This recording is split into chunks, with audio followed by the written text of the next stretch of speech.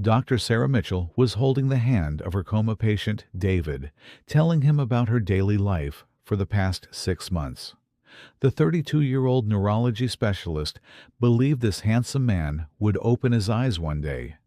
But when David woke up, his first words turned Sarah's world upside down. At Boston Medical Center's intensive care unit, Dr. Sarah Mitchell entered room 314 with the first light of morning. Her white coat was pristine, patient file in hand, her eyes holding their usual determination. But this room was no longer just an ordinary patient room for her. David Reynolds, 35 years old, construction engineer. 6 months ago, he had suffered a crane accident while working on a construction site. A heavy metal piece had fallen on his head. He had been in a coma ever since. He had no family, only work colleagues who visited occasionally. Sarah placed David's file on the table and approached him. The man was handsome, dark hair, strong jawline, long eyelashes. But what caught her attention most was his peaceful facial expression, as if he were in deep sleep, having a beautiful dream. "Good morning, David," Sarah said, as she did every morning. "It's a beautiful day today. Can you see the sunlight through the window?" Of course, there was no answer, but Sarah continued talking. Medical literature suggested that coma patients might be able to hear voices. Maybe David could hear her. As days passed, Sarah found herself spending more time in David's room. After checking on other patients, she would come to him last, and she didn't want to leave his side. "You know, David," she said one evening, placing her hand over his, "I was very tired today, but I felt better when I saw you." David's pulse drew regular lines on the monitor. Sarah looked at the man's face. She wondered how such a handsome man could be alone. "I wish we could talk," she murmured. "I am sure you have very interesting stories." Walking home that night, Sarah was thoughtful. Was this just a doctor-patient relationship, or was she feeling something else? Weeks passed. Sarah began telling David more things. Her childhood, medical school years, why she wanted to become a doctor. "When I was 8, my father had a heart attack," she said during a lunch break, stroking David's hand. "We waited in the hospital for days.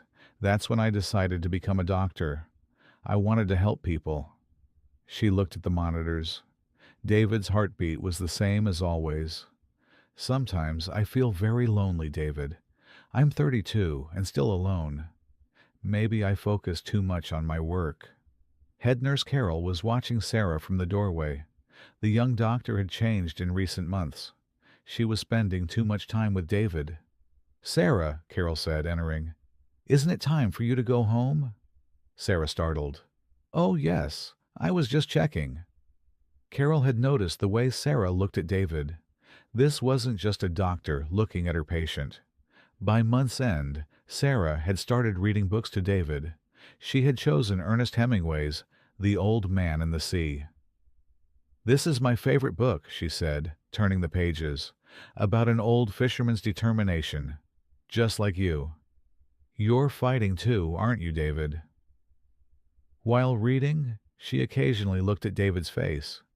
The man's peaceful expression calmed her. "I wish you could talk to me," she whispered. "I wonder what your voice sounds like." That night, sitting alone at home, Sarah admitted to herself. She had fallen in love with David. This was crazy, falling in love with a man in a coma. But the feelings in her heart were undeniable. One Friday evening, when the hospital was quiet, Sarah sat beside David. Snow was falling outside. The room was warm and peaceful. "David," she said, her voice carrying a childlike quality she'd never heard before, "I want to tell you something. It might sound crazy, but—" She paused, looking at the man's face. "I've fallen in love with you. I know this is impossible. You're lying here. I'm talking here. But my heart chose you." Her eyes filled with tears. I look forward to seeing you every morning. I dream of hearing your voice, seeing your smile. She squeezed David's hand. Please wake up. Please be with me. Dr. Robert Chen, assistant chief of the hospital, had noticed Sarah's relationship with David. One Monday morning he called her to his office. Sarah, I need to talk to you. Of course, Dr. Chen. The David Reynolds case. You're spending too much time with him. Is this professional? Sarah's face reddened. I'm just caring for my patient. Medical literature says coma patients need stimulation. I know, but be careful, Sarah. Don't get too emotionally involved. But it was too late. Sarah was already too involved. During the cold nights of November, while Sarah was on night duty, she stayed with David. She told him more things, her fears, dreams, future plans. I want to get married someday, she said, watching snowflakes hit the window. I want to have children, but I can't find the right person. She looked at David. Maybe the right person is here, lying next to me. That night, she kissed David's forehead. Get better, please. I'm waiting for you. On the first day of March, Sarah was beside David as usual. She was playing Chopin for him, classical music from her phone. This is Nocturne in E-flat major, she said. A very romantic piece. I hope you like it. Suddenly, David's fingers moved. Sarah froze. David? David? Can you hear me? The man's eyelids trembled, then slowly opened. His blue eyes were trying to adjust to the room. David! Sarah jumped up. Let me call a doctor. But David's hand caught her arm. In a hoarse voice, he spoke. Sarah. Dr. Sarah Mitchell. Sarah froze. How do you know me? David spoke with difficulty. I heard everything. Every word. Sarah's world spun. What? What do you mean? For 6 months. I've been here. I can't move. But I hear everything. Your voice, your stories. Sarah's heart was beating wildly. So, you heard everything I told you? David tried to smile. You read Hemingway beautifully, and... He paused, his eyes locking with Sarah's. I fell in love. With you too. Sarah's breath caught. But how? You were in a coma. Catatonic coma, David said, his voice getting stronger. I can't move, but I'm conscious. They call it locked-in syndrome. Sarah remembered her medical knowledge. Locked-in syndrome. The patient is conscious, but cannot move. For 6 months. I listened to you. I fell in love with your voice, your stories, the way you made me laugh, the love you gave me. Sarah was crying. David! You gave me life, Sarah. You were beside me every day. I loved you too. Alarm sounds echoed through the hospital. Dr. Chen and other doctors came running. What's happening? Dr. Chen shouted. David woke up, Sarah said, tears in her eyes. He has locked-in syndrome. While doctors examined David, Sarah stood aside. Her world had changed. The man she loved her too. For weeks, David's rehabilitation continued. Muscle strength was slowly returning.